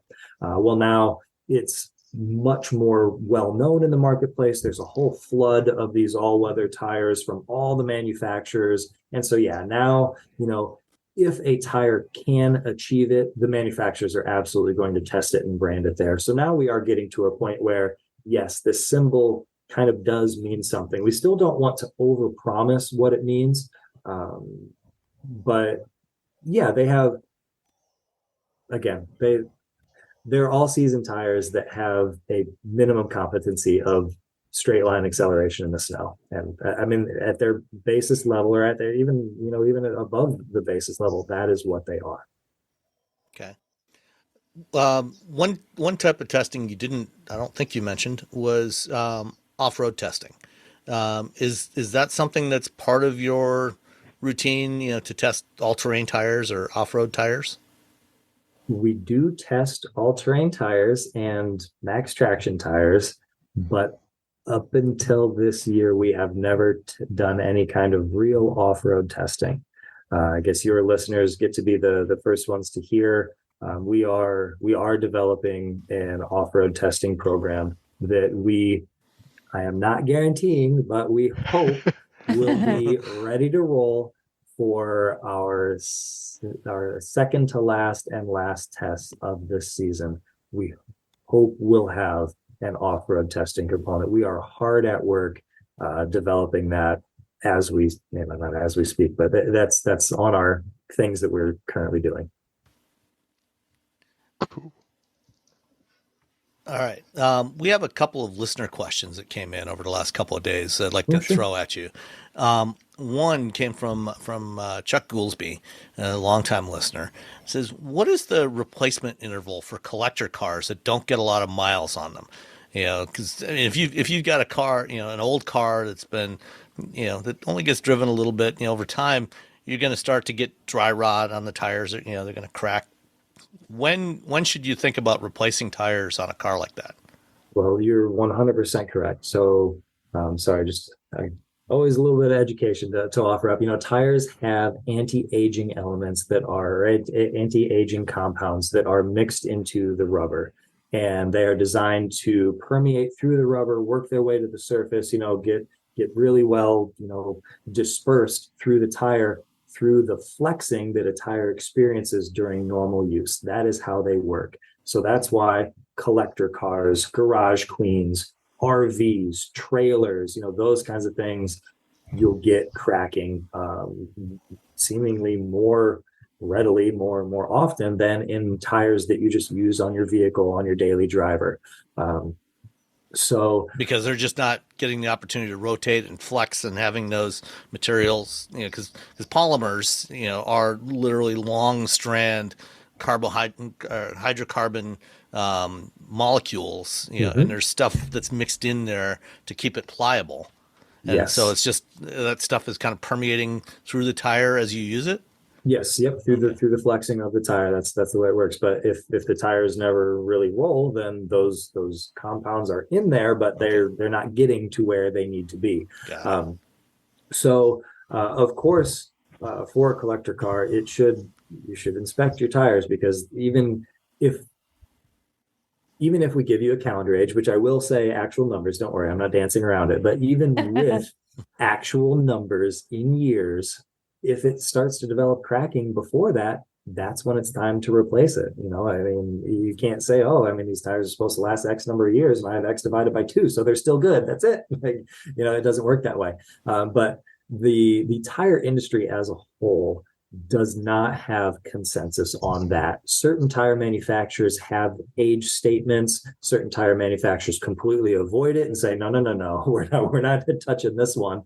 And there have been, independent studies, JATMA, JATMA, the Japanese equivalent of the DOT, they have an older statement. So we've taken our experience, what we've learned from our tire manufacturer partners and other studies that are out there, and Tire Rack's rule of thumb is 6 years from the date the tires are placed into service. And that means mounted on a wheel and inflated. That does not mean placed on the vehicle. So this holds true for the spare in your trunk as well. Because once a tire has pressurized air in the air chamber, that air is permeating its way through the tire, and it is oxidizing belts. It is introducing moisture to casing to casing material. It is doing its best to try to work its way through and create any kind of separation that it can. So once it's mounted on the wheel and inflated, it's 6 years from that date, or 10 years from the date of manufacture, whichever comes first. So if you've had a properly stored, which that's a key component to it, if you have a properly stored tire that was manufactured 5 years ago, it is, okay to be put into service, and then you'll get another 5 years out of it. As an example. Okay.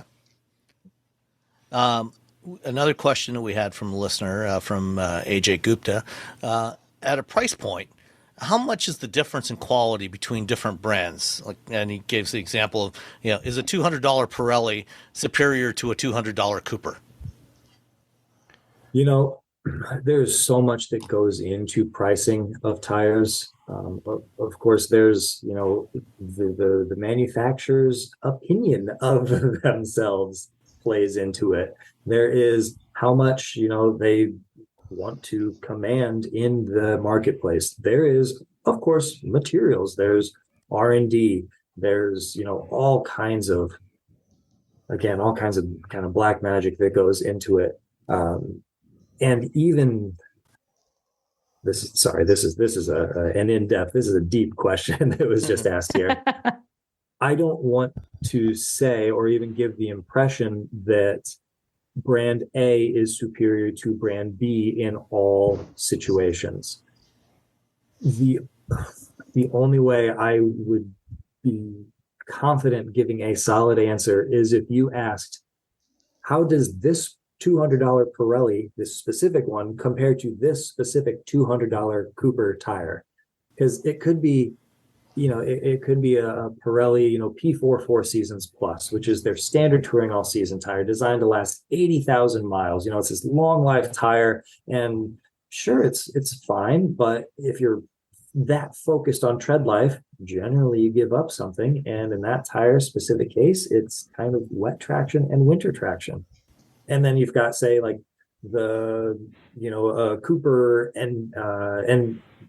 Cooper Discover and Duramax, which is an all-weather tire that's over-engineered for toughness because they thought that they needed to, or that they should create a tire that is manufactured to survive the urban warfare of city streets, of potholes and construction zones and all this. So exactly. So it's like this extra tough tire for crossovers and SUVs, and it's like those two are priced pretty comparatively, because it's like this Pirelli tire that is, I mean, it's good, but let's be honest, it's longevity focused. And then you've got this Cooper tire that is like this specialized, like we've got this really specific niche that we're trying to make, and they're priced about the same, but they're totally different, so it's tough. That's a tough question. So like I say, the answer to that then is,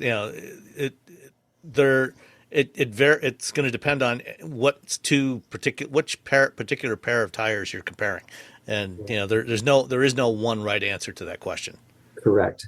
I can make a kind of a broad generalization that again isn't always true, but we do find that the kind of the top tier manufacturers have a tendency to be able to make tires that perform a bit better at all things than the lower tier manufacturers. The lower tier manufacturers, you have a tendency to find that one of those, classic tire compromises, there's going to be a one place where they kind of falter a little bit. And again, that is not always, but that makes sense, given, that, Bridgestone or Pirelli or Continental, or Michelin, or Goodyear, they've got a lot of resources for doing R&D and testing, and they can spend the time and the money to evaluate it in all these different conditions. Whereas a smaller manufacturer that might be a little more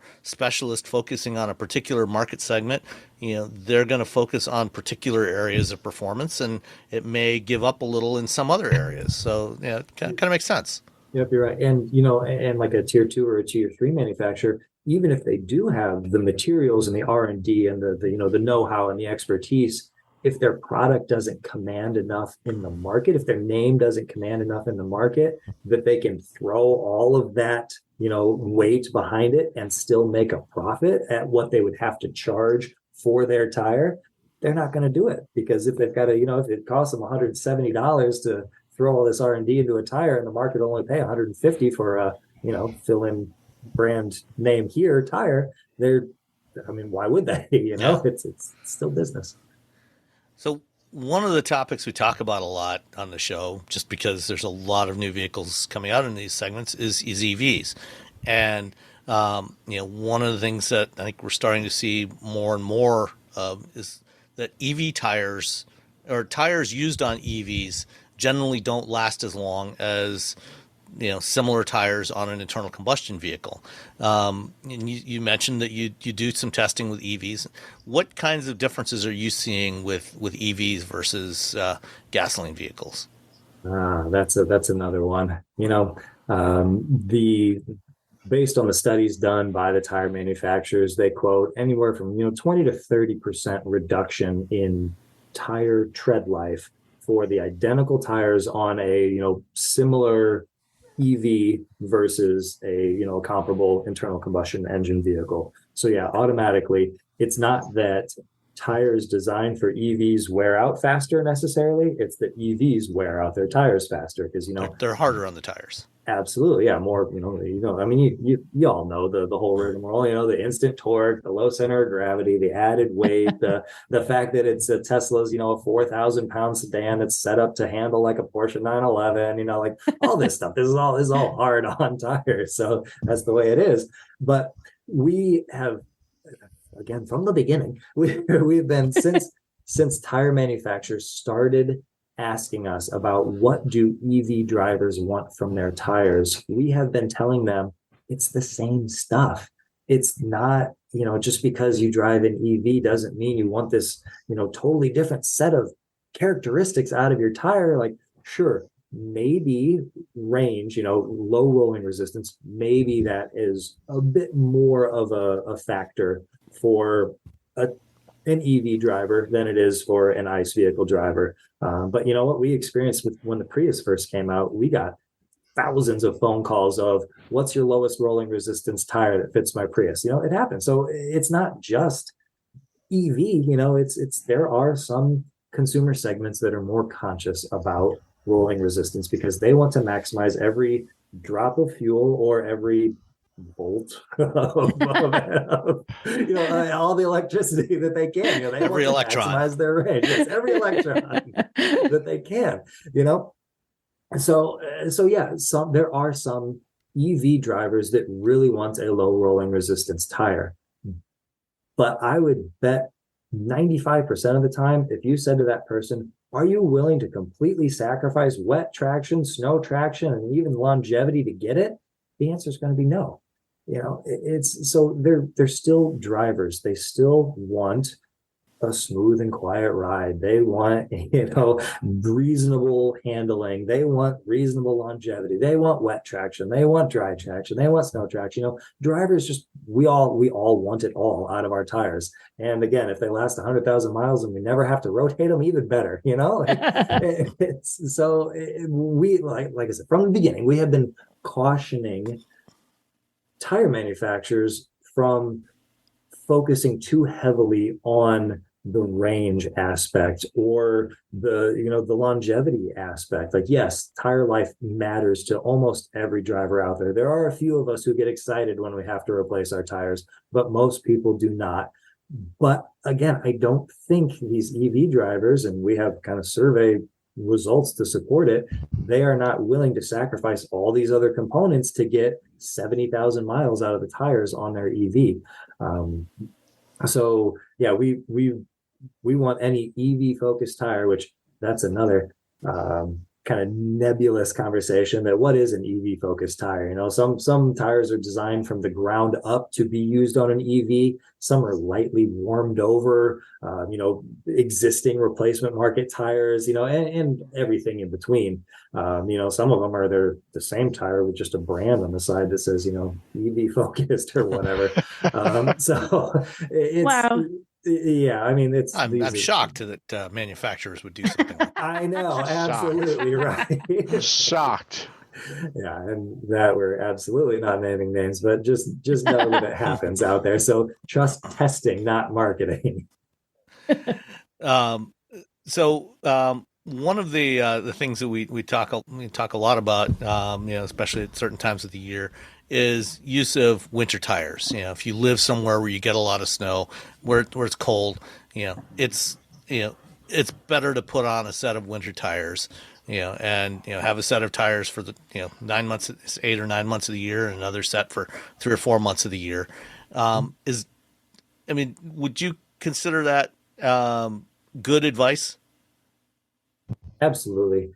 Especially, it depends on where you are in the country. There are certain areas where they get very mild winters, maybe a light storm here or there, light dusting here and there. And a strong all-season tire or one of the aforementioned all-weather tires in that kind of instance would probably suit you just fine for year-round use. And speaking of those all-weather tires, the good ones, they're not regional tires. They can be used in Texas, Florida, Southern California just as easily as they can be used in Minnesota. But anyway, moving back to your question, for those of us in northern climates, in South Bend where we are, we used to get, something, I can't remember, it was like something like 60 inches, 80 inches. It was a big number of snow every year because we got lake effect snow. So yeah, for a climate like ours, it absolutely makes sense. The, difference in traction, words don't do it justice. You have to experience it to learn it. And that's what Nicole was at, one of our events where she compared all season tires to dedicated winter tires. And the difference is just huge. Even on an all-wheel drive vehicle, acceleration, sadly, they're relatively close. But then when it comes time to hit the brakes, huge difference in stopping distance.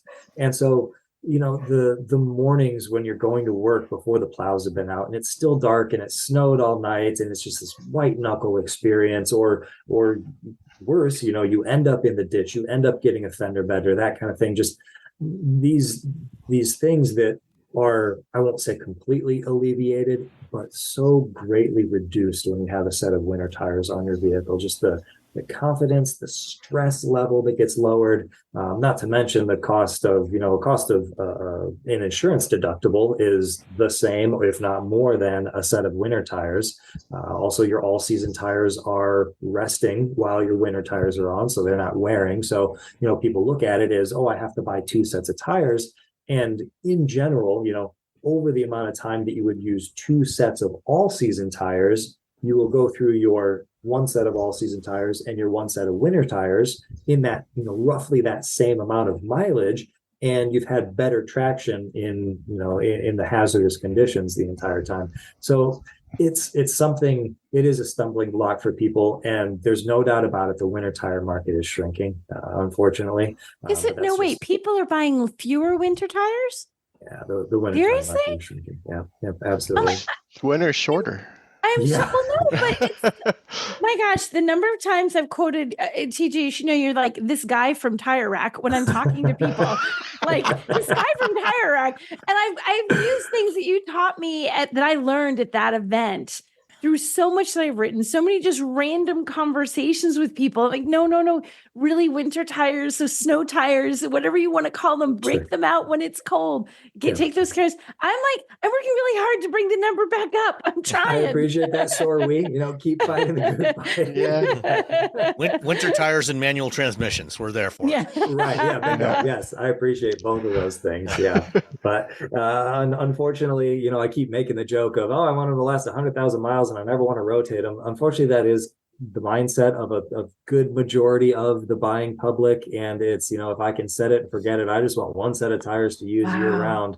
I'll just white knuckle it for 3 months. Yeah, you got it. And then all of a sudden it's over and I forget because it's spring again, and we'll do the same thing again next year. It is amazing. I just did the Bridgestone winter tire driving school last week. And on the Blizzax, and between the Blizzax and the all seasons and the all weathers, just go. If you live in a region where it's really cold, because it doesn't even have to be snowing, it just has to be really, really cold. Yeah. Those winter tires make all the difference. You got it. Yep. Yeah, I completely agree. Yeah, I bought my first set of winter tires from Tire Rack back about 1993 for my 91 Mustang 5-liter. And, back in those days, I had the tires delivered to my apartment, and a set of wheels that I bought, and then I went to a local tire shop and had them mounted and put them on the car, and then I had to store my summer tires, the rest of the year, or the rest of the season, and then just swap them in the spring and the fall. But now, last year something big happened for Tire Rack. I think you were acquired by Discount Tires, and now I think part of that is there's now a program like if you order tires from Tire Rack or from Discount Tire, they'll store your tires for you. Is that correct? When they swap? I don't. That's outside of what you work on. Yeah, it is. I mean, I'm familiar. We have a mobile tire installation service that you can have them delivered to your apartment, like your example was, and you set up a time, and we come to your parking lot, and it's a van that has a mounter and a balancer, already in the back of the van, and so they do that whole thing while you wait. It can be done at work, it can be done at home, or if you go to the gym for an hour and a half or 2 hours a day, you can have it done there, just wherever there is space. That is in many markets, not every city is covered by that, but we're working on expanding it to cover much more. But as far as like tire hotel storage goes, I am not certain, and I'm actually going to defer to my PR guy who's sitting silently. Gary, have you heard anything about that? I'm going to have to look into that one.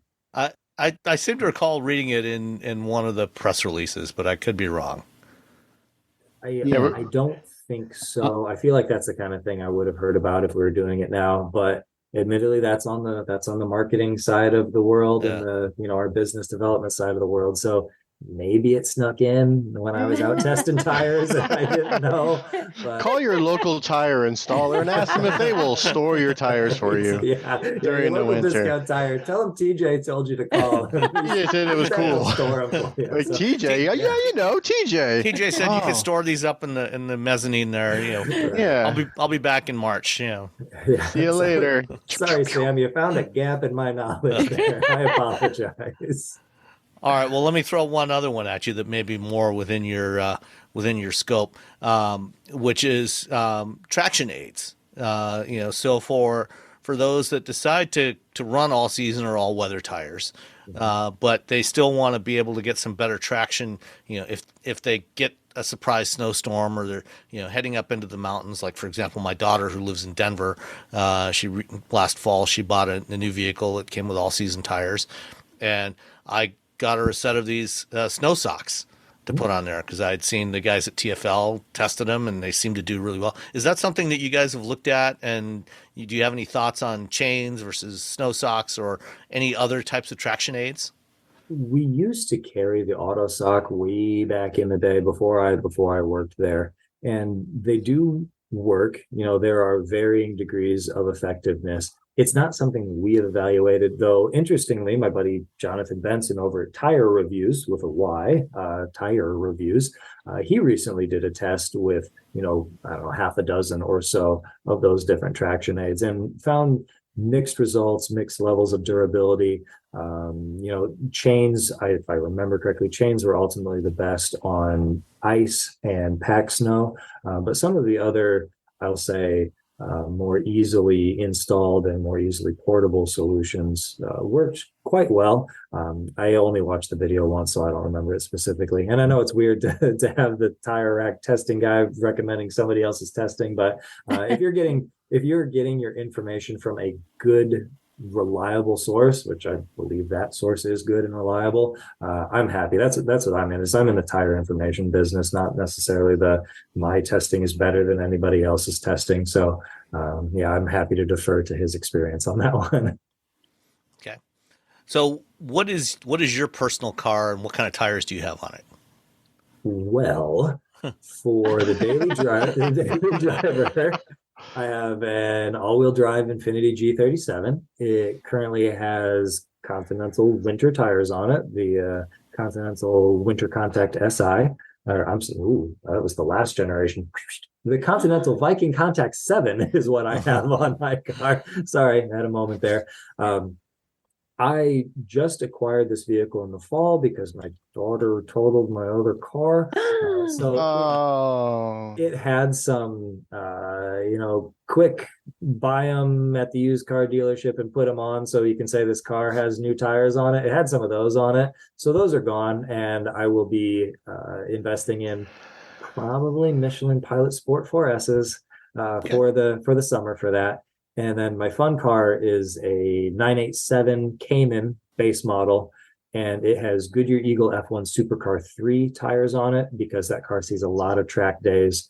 And that's what we found to be one of the, it has what I would consider to be the best combination of speed and durability. So that's why I have selected that tire. All right. Robbie, Nicole, anything else? I think he's answered my questions. I need someone to pester him later. I got some new tires at my garage. Could you stop by, TJ, and put the new tires on my car? I still haven't put them on. Sure, absolutely. Yeah, then you can store them now. The old ones. Yeah, the old ones are. They'll do it. You got to kill the old ones. They need to be recycled in one way or another. Mm-hmm. Or I can send them to Sam. Sam will take care of it. He knows where to store them. Yeah, right. Yeah, ship your tires to Sam. Discount tire just like a mile and a half away here. So just ship all your tires to Sam. Sam will take care of it. Yeah. All right. Well, TJ, thanks so much for your time today. It's been a great conversation, and hopefully we'll have to get you back again sometime to talk about other new stuff that's coming up, new stuff that you're seeing in the tire market. Yeah, certainly. I'm happy to do it. Sorry for being so long-winded. It has a tendency to happen when I'm talking tires, but if you need anything, we're used to it. We're all long-winded too. So all right, good. Go. Thank you so much, TJ. Thanks, TJ. Thanks, Gary. See ya. Thank you, everybody. You guys have a Great evening. Bye-bye. All right, you too. Bye-bye. Everyone's talking about AI these days, right? This season on Compiler, we're diving deep into how AI is reshaping the world we live in. Join us for a new season of Compiler, an original podcast from Red Hat. Subscribe now wherever you get your podcasts. It's time to turn your daydream into your dream job. Wix gives you the power to turn your passion into a moneymaker with a website that fits your unique vision and drives you towards your goals. Let your ideas flow with AI tools that guide you, but give you full control and flexibility. Manage your business from one dashboard and keep it growing with built-in marketing features. Get everything you need to turn your part-time passion into a full-time business. Go to Wix.com.